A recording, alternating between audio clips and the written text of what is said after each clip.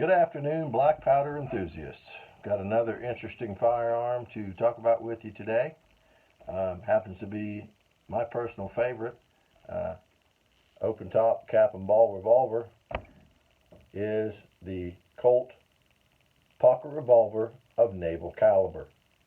Now, these are somewhat erroneously named by modern remanufacturers of this particular revolver, and they are called the Colt 1862 Pocket Navy. Well, that's not entirely true. They are a pocket naval model, that part is, but the manufacturing date isn't quite right. The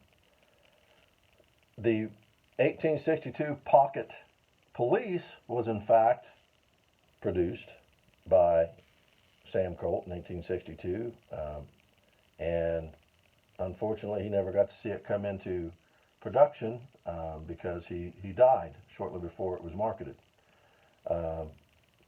Very successful pistol, lightweight. A lot of police departments used it. You saw use in the Civil War.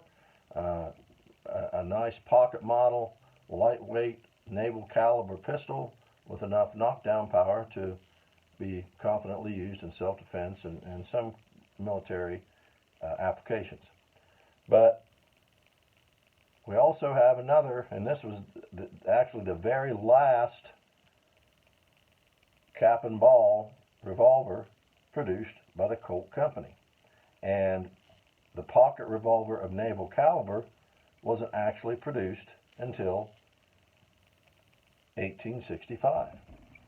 And here's the little story behind it. This revolver here is kind of a phoenix. If you know what a phoenix is, it's a bird that rises up out of the ashes. And this is kind of what the 1862 Pocket Navy, as it's called today, but actually the pocket revolver of naval caliber, came about. In February of 1864, the Colt plant experienced a fire. And it was pretty devastating. And it actually, from what historians have told us, destroyed the tooling used to make the 1862 Pocket Police. And the popularity of the pocket model revolvers being there, and the surplus of full-size belt pistols like the 1851 Navy and the 1860 Army and the 1861 Navy being in surplus because of wartime production, those weren't moving a whole lot. So they needed to hit the market with a good marketable pocket revolver, which the civilian market sought after. So, without having the tooling readily available for the pocket police, they went back and looked at retooling or redesigning a very popular, their most popular revolver up until that date, the 1849 Pocket. And they did have the tooling for that. So they simply took the same receivers that they were using for the police, and those receivers that were tooled from the 1849 Pocket model, and designed a 1849 Pocket model in naval caliber. It was marketed in 1865, became an instant success because it favored and looked just like the 1849 Pocket. Same size, same barrel length offers for 3.5, 4.5, and 6.5. My example is a 6.5, and the only difference was they were chambered in a larger, more powerful caliber of 36, the naval caliber. So these became very popular, and they continued to market these pistols up into the early 1870s, just like the 1849 Pockets. People loved these guns. They were good, reliable guns. It's a natural pointer, and you had a little bit more firepower behind it. Rather than shooting the 31 caliber ball, you were shooting a 36 caliber ball or conical. As you can see, it was machined out large enough, unlike a regular naval revolver. The port was machined out to take conical bullets or cartridges, paper cartridges. So it made it an even more appealing sidearm for many people. Moving west, carrying one to carry a lighter, smaller sidearm rather than a larger, heftier naval model or Army model, or even some of the old Dragoons that were still left over. That was a lot of pistol to be packing around for your average person. So these were very, very popular.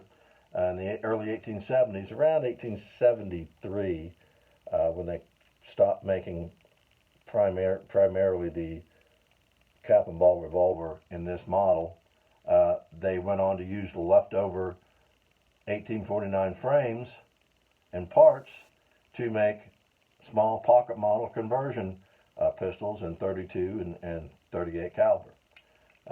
Again, this particular revolver doesn't get a whole lot of notoriety.